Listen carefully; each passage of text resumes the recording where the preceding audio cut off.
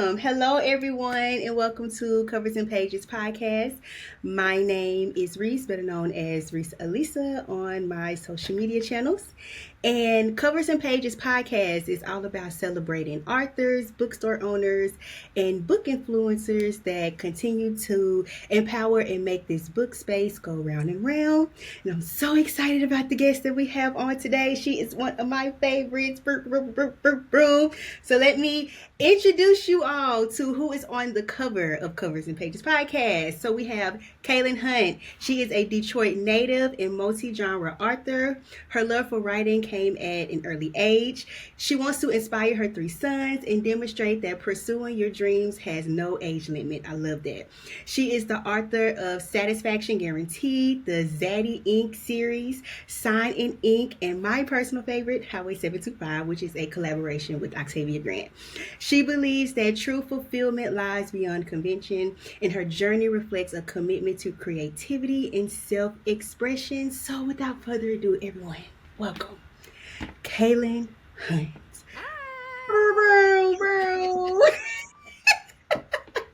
Welcome.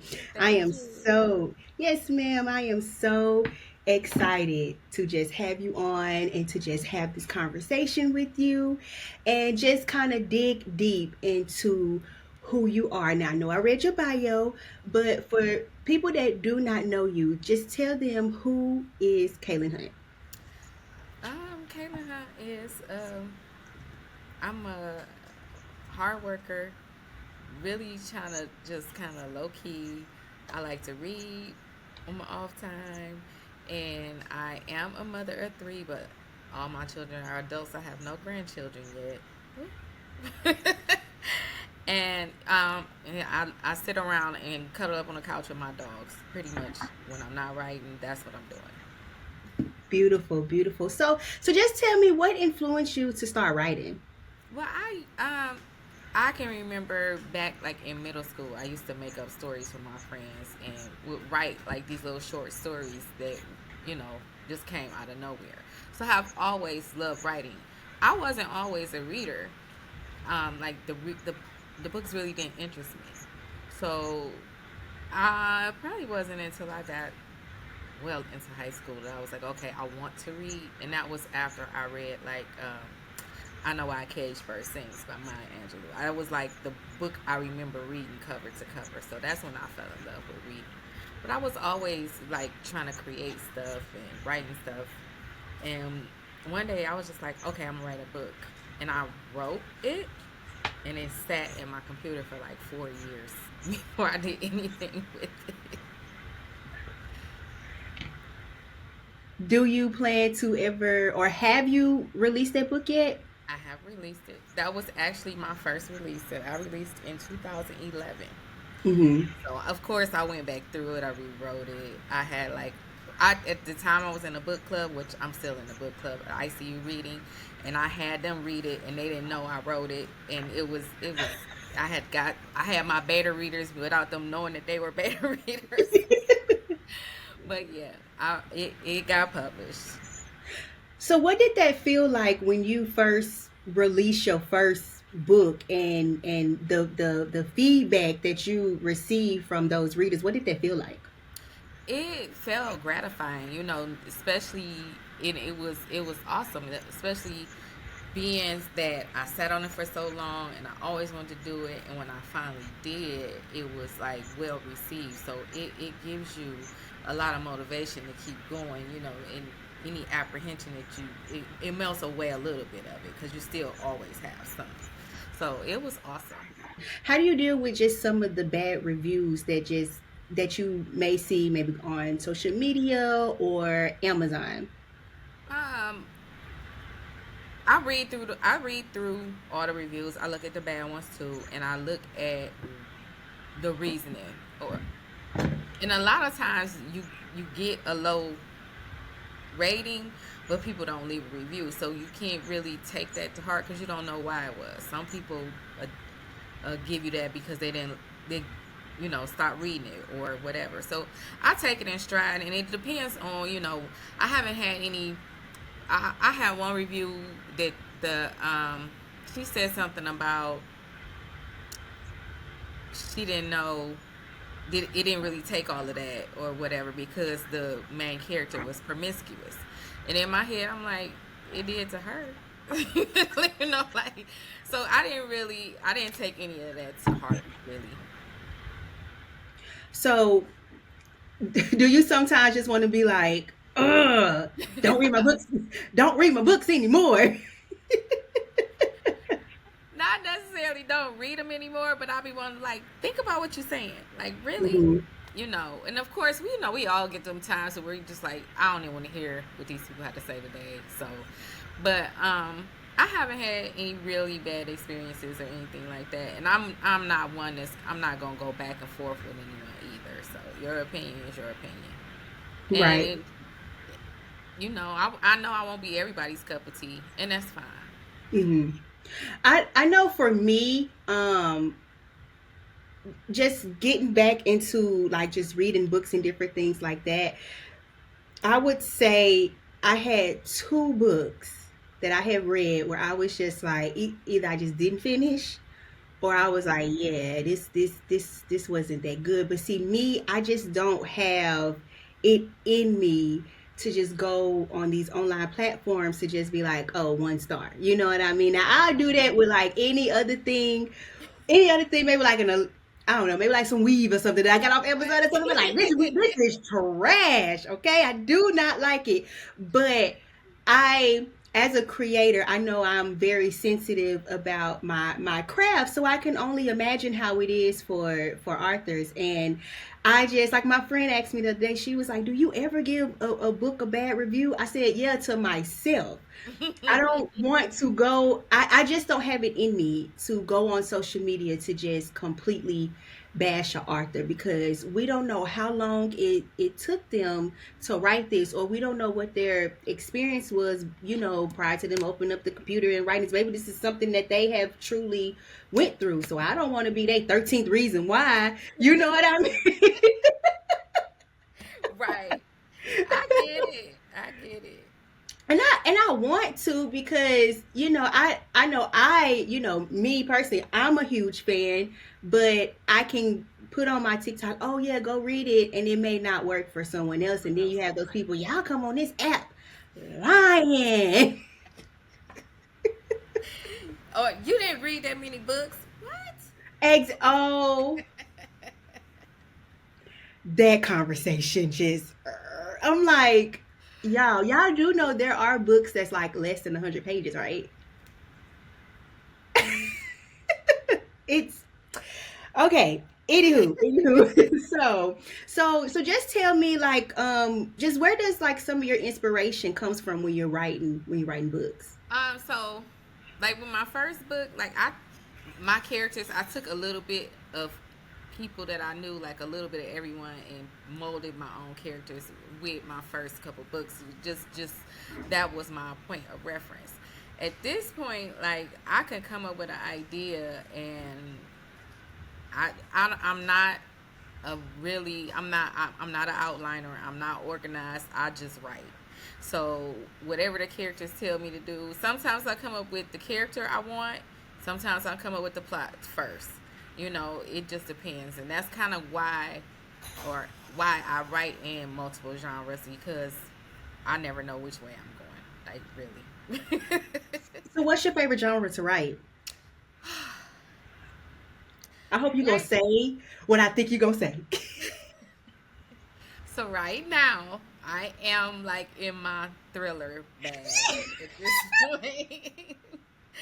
um, but another part when I do write, and another reason why I'm kind of multi-genre is because I don't feel like I feel like somewhere in multiple books I touch at least three different genres. Like I don't like the box.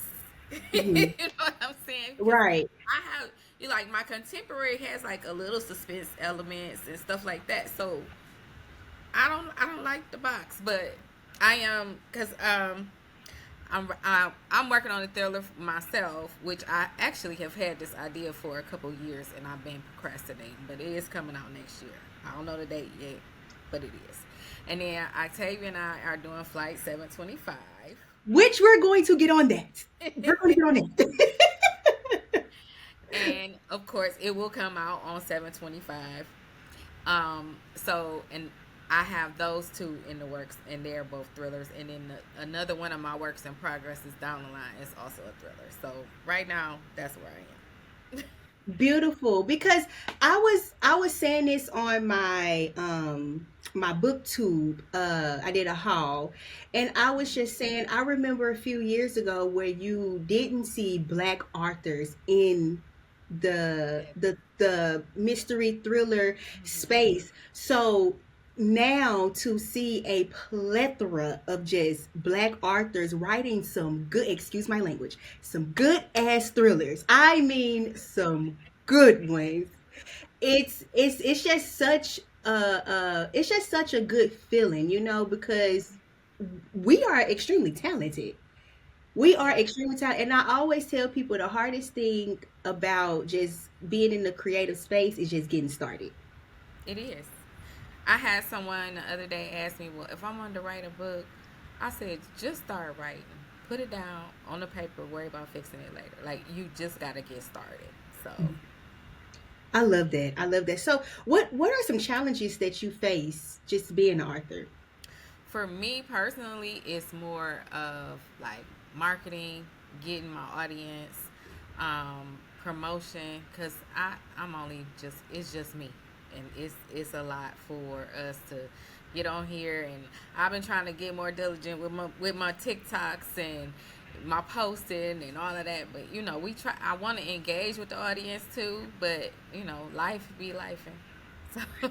Right. And I think that's one thing that I absolutely love about indie authors, because you all write back. You all are responding. Like when I sent you the email for this podcast, I was like, "Oh, well, if she responds to me, she will, but if she don't, I try." And when you respond back, I was laying in my bed like, "Wait a minute. Not only did she respond back fast." I was like, oh my goodness. And that's why I will continue to love, support indie authors, because y'all at the end of the day, y'all are real people. And y'all have, life outside of just writing books. You know what I mean? And the fact that when I share something on my social media, like you share it and you respond, like I love that. So I can't do anything but give that love back to you by reading your books, buying your books. Mhm. Heavy on the buying, y'all. Please, Well, I buying appreciate the you. We book. appreciate you because it's it's we want to reach people like you who want to talk to the authors, who want to know more about the books, who we can go back and forth and have a little banter about the characters, because I Hmm. mean that's one of the gratifying things we see people getting enjoyment out of the things that we wanted them to be, get enjoyment from. So it's thank you. I'm telling you, I am a Kaylynn Hunt. I'm staying. Okay, we're here. Thank We're you. here. We're here. We're here. So, okay, I wanna transition into Highway 725. So you gotta tell me all the tea. I want to know the good, the bad, and the ugly when it came. First of all, what sparked the idea Okay, to write so Highway 725? so again, my book club. We got an online book club. It is ICU reading and chatting, and it's a group on Facebook, right? And every Friday, we do something called Freestyle Friday. So the president of the group, she'll throw out writing prompts and pick. She has them pre-selected, but like maybe 4 or 5 authors to write. And so we as authors don't know what the topic is until she posts the post that morning, and we have until the end of the day or later on or whatever to write a little short story and post it for people to read. So I've participated, Octavia's participated, and I was doing it almost weekly for a few years. But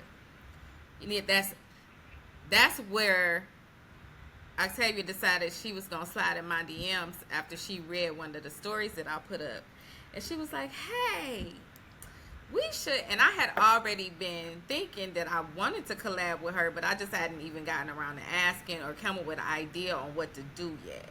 So she slid in my DM like, we should. I love that story you just did, and we need to talk about this because I want to write with you.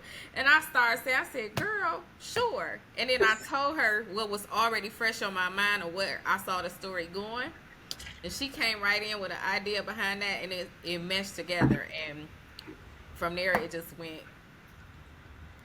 It just went on. So, actually the way we wrote it, because a lot of people can't tell who wrote what.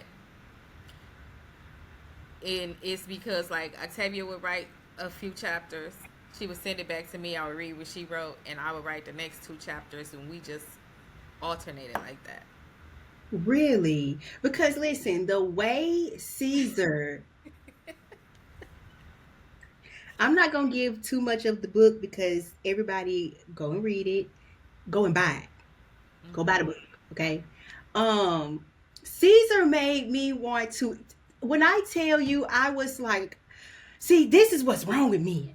All they think about is this. They don't care. They think with their little head and not their big head. Like Caesar pissed me off, but when I tell you the daughter, my Shiro, totally did not see that coming.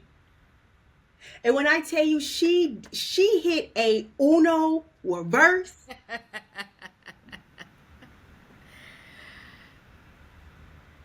especially on that auntie.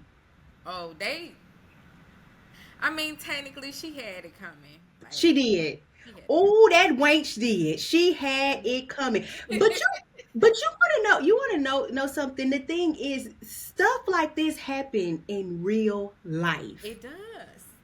It happens in real life. It does. It does. And then you wonder why what happened? These people are crazy. Exactly. Was there ever a moment right in Highway 725? Was there ever a moment where you was just like, I don't know if I can be able to finish this? Is like, I don't know. So, no, it wasn't really a moment where I was like, it was one part. It took me a minute to write because I was like, I don't want to go too far, but I don't know. And when and it was the part when they got the auntie and they had her in, Yeah. and I was like, Ooh, but I was like, do I really want to go that far? And you I'm like, wrote that part? yeah. Okay, I said whoever wrote this is so unhinged. Because when I tell you, I remember I was in the car and I think I was like waiting on food or something like that, and I had my Kindle and I was reading it, and I got to that part and I did like this. Ooh.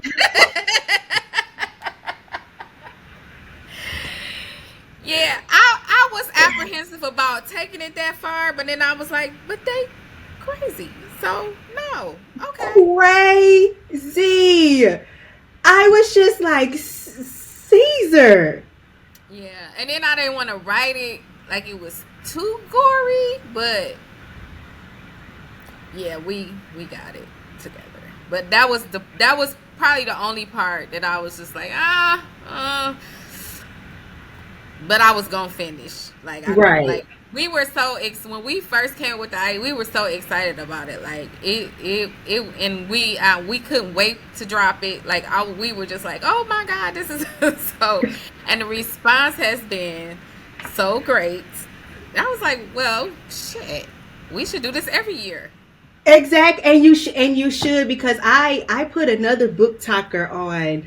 Matter of fact, a few who DM'd me and was like, "Oh my god, thank you so much. This was a really good book." Like they were DMing me in the middle of the night, telling me how they could not put it down and how. And we appreciate it because I love the response from it, and then it's all the jokes with the peppers and the onions and everything else. It's been really fun. Yeah, that part had me, especially the mouth part. If you know That what was I mean. Octavia. That was Octavia. I said, "Oh my god."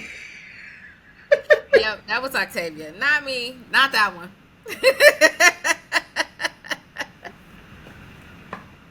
I was like, oh my god. Now I want to talk about like the book covers and stuff like that. Like Hmm.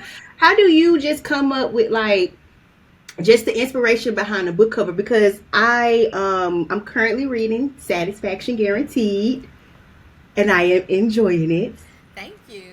I am. I'm just That like, is why that is can I just probably be somebody my like this? that's my that's my first true like romance. Mm-hmm. My other books are more contemporary romance, maybe, you know. And so I that's another one of my that's one of my babies because I really was excited about dropping that one Mm-hmm. because them is a whole book bag. I don't care what anyone says. Exactly. Exactly. So how do you come up with just some of the covers that are on the front of your I book cover? usually for for example with Highway 725, um, Octavia was just throwing out ideas because and I kind of go with what I know the story is gonna be like. I want to put in elements of the story on the cover without telling the story. Mm-hmm. So, um, we were just talking about they're gonna be on the highway and what they were gonna be doing, and um, the shout out to Renee Wallace because she's the one that made the cover. So we called her and I told her, I said, this is what we got in mind because we didn't know anything. Like, we want the man and the daughter, and this is what they need to have on. Like, we hadn't. I was like, and I don't know what the background's supposed to look like, and we taking suggestions.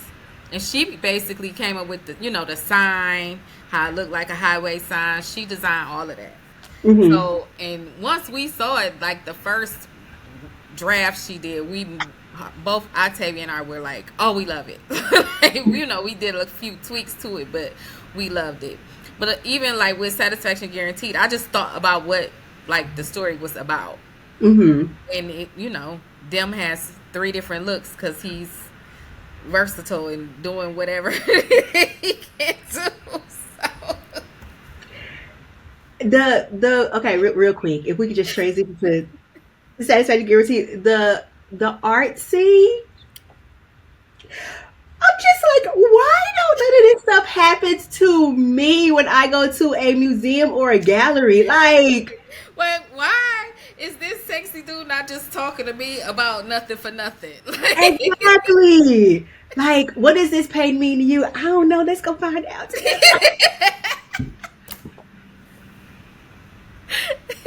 Let's go see.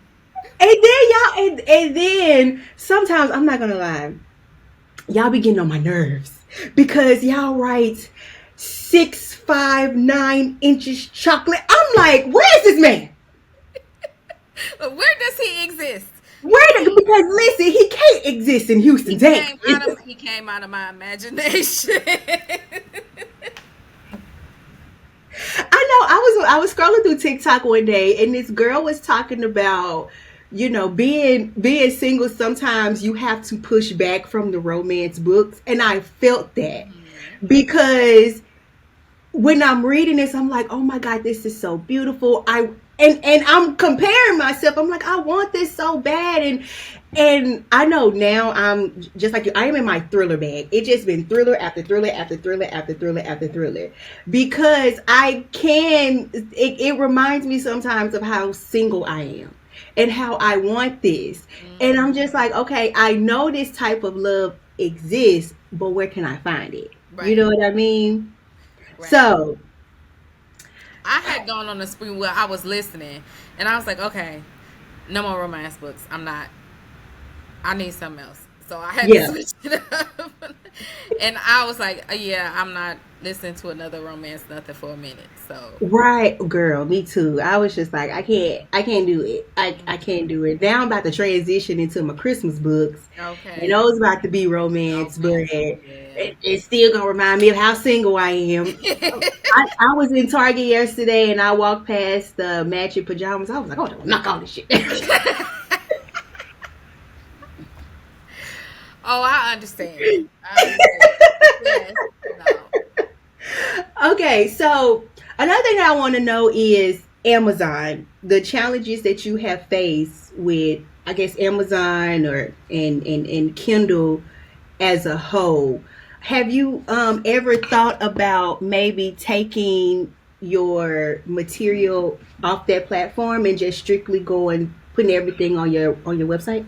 So when it comes to Amazon, I mean, they put you kind of in a catch 22, especially as an indie author. So, Mhm. one biggest problem with Amazon, we know when you're in Kindle Unlimited, it's in a pool. Well, maybe don't. It's in a pool, and however many pages read gets separated. It goes amongst all the authors that were read for that month. But most of the time, that's less than a penny a page. So, our biggest gripe is with Amazon is they don't pay us enough for the pages read and or even if shipping the paperbacks through them. And then with Kindle Unlimited, a lot, especially indie authors, get most of their pages read because of Kindle Unlimited, because people are more likely to take a chance with reading someone that they don't know because they don't have to actually pay for the book. Right. So then if you're not leaving your book available on Kindle Unlimited, then they put you in a different bracket of how much money they take. So it's just a whole circle of Hmm. that is one of the things that most frustrates me with Amazon is because they kind of like make it so you have really no choice but to deal with them, but then it's at the same time, but we not gonna pay you what you think you're worth, kind of thing. Right. Yeah. So I sell my paperbacks on my website and stuff, but when it comes to Kindle, it gets a little iffy. People would rather, go to those platforms, they trust them or whatever. So and without having a big audience or whatever, or people that are coming to you and know you, without it being on Amazon and available like that, a lot of people, a lot especially indie authors won't even get read. What's the process of trying to get your books inside of like Target and Barnes and Noble, like Um, the big box stores? So the big box stores, when it comes to indie, it just depends on you. They look at sales and they look at this, and a lot of them you can get extended distribution through Amazon, but like some of the authors you have to own your own ISBN. You gotta, it's different processes. And I couldn't tell you offhand like what the next step to that is. Have you ever felt that you just wanted to completely leave the book space? I thought about it recently, and it wasn't. It was just more so of, um, kind of, I'm releasing books and feeling like I wasn't being seen. But, the more I thought about it, I still love writing. So I write for my pleasure as well as anyone that does read it. You know what I'm saying? So it was more of I'm not gonna stop doing what I like to do. I'm gonna keep going.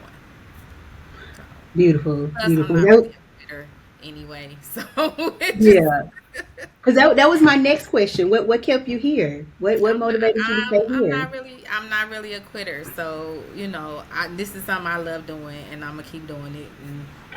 And, and I have like implemented more things so I can build my audience, get out there, and all of this, and do better marketing so that it does grow. But I'm writing because I love to write.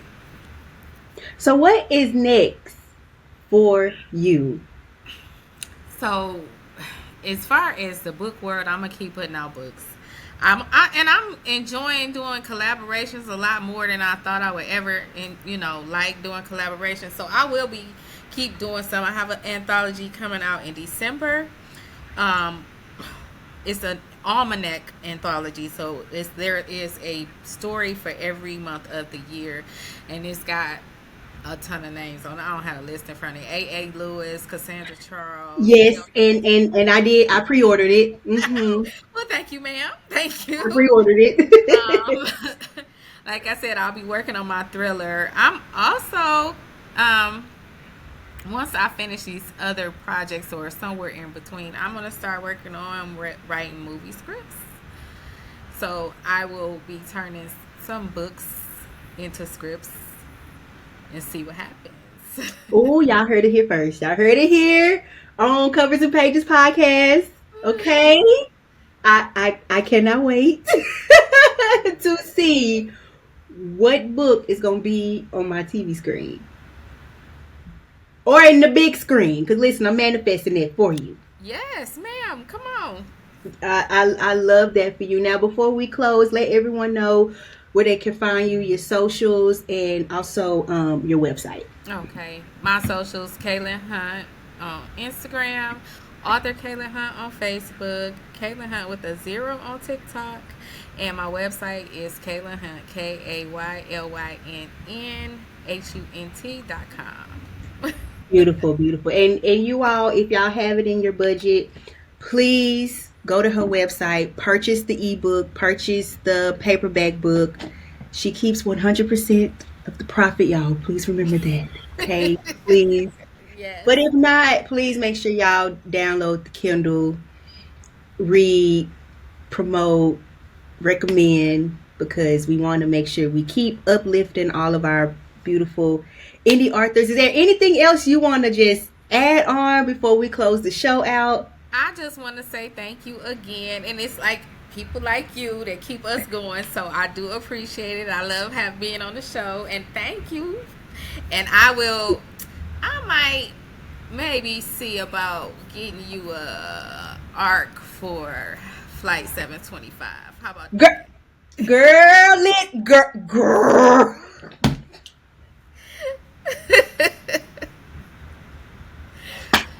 Don't say that. Because listen. Okay, let me calm down. All right, everyone. Thank you all. Thank you for just carving out time and just having this conversation with me. Again, I love you. I adore you. I'm going to continue supporting you. You have a friend in me, like Toy Story. Okay. Thank you. Yes, ma'am. Thank you all for tuning in to Covers and Pages podcast. If you are watching on YouTube, thank you so much. If you are listening to audio, thank you again. Thank you for supporting. Follow both of us on our socials. And that is it. Thank you for being on the front cover of Covers and Pages. Bye. Bye, everyone.